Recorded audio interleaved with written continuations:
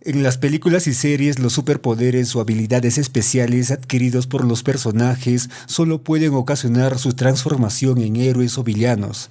Afortunadamente, no todos cuentan la misma historia.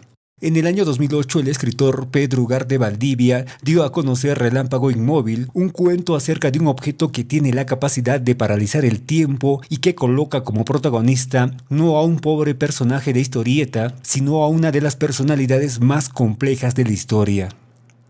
En una calle concurrida, el prestigioso economista del siglo XVIII, François Quesnay, examina un objeto que acaba de encontrar. Le inquieta porque al momento de cogerlo sintió una desconocida vibración en todo su cuerpo. Tiene la forma y el tamaño de una gruesa moneda, pero el economista descarta esa opción. Piensa que tampoco puede ser una medalla o adorno para vestir, pues no hay forma de sujetarlo a una cadena o a un cordel. 16 signos indescifrables se observan sobre la superficie. Líneas y marcas se dibujan en sus dos caras, además de una serpiente que rodea el borde, pero nada que indique el país, la época o la cultura de su origen.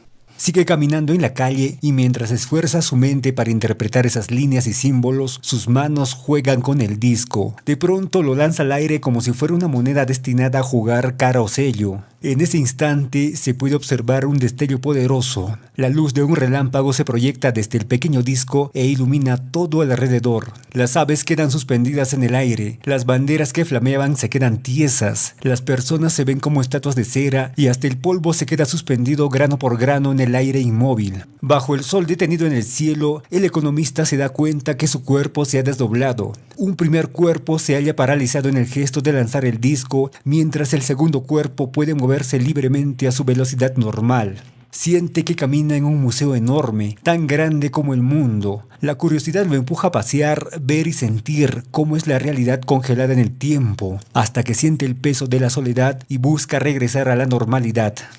Luego de muchas vueltas regresa al lugar donde el disco se halla suspendido y cuando lo toca con su bastón, por fin logra reunificar sus cuerpos y consigue que el tiempo fluya nuevamente con normalidad. Sin embargo, un mal cálculo hace que el objeto se le caiga, rebote y ruede lejos de él. Con impotencia observa cómo un muchacho coge el objeto y huye sin hacer caso a las súplicas de ese viejo economista que ganó y perdió un don increíble en cuestión de minutos.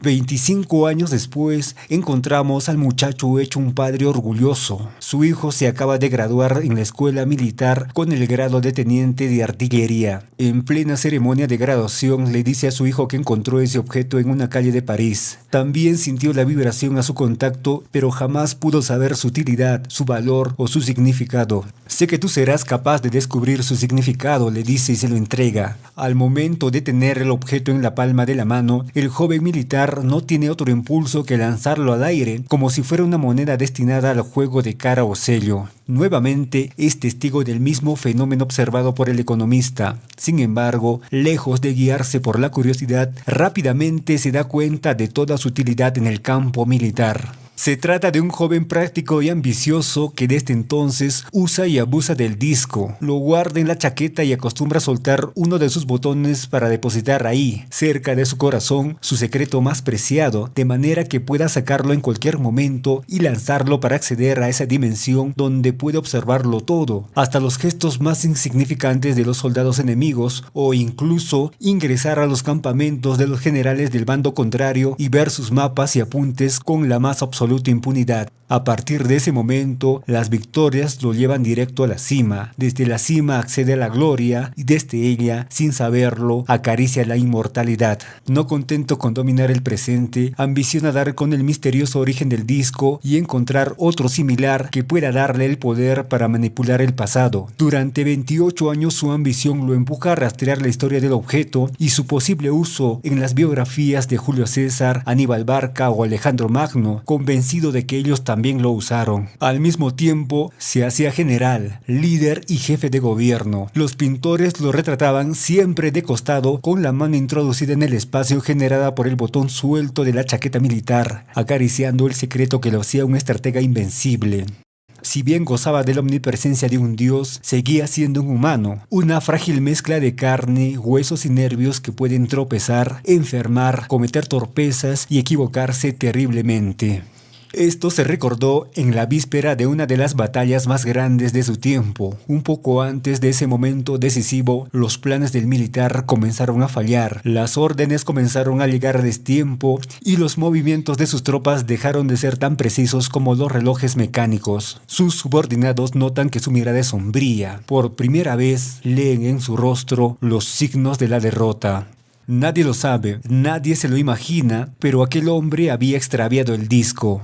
A las 21 horas 13 minutos del 18 de junio de 1815, una sincronizada y feroz descarga de 200 cañones selló la derrota definitiva de Napoleón Bonaparte. Unos pocos investigadores de las naciones más poderosas del mundo especulan que después de la derrota napoleónica, el disco sideral, como lo bautizaron posteriormente, pasó a Inglaterra, donde permaneció 8 décadas para de allí ser trasladado a Estados Unidos.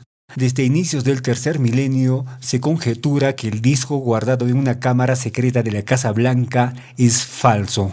Hasta la próxima.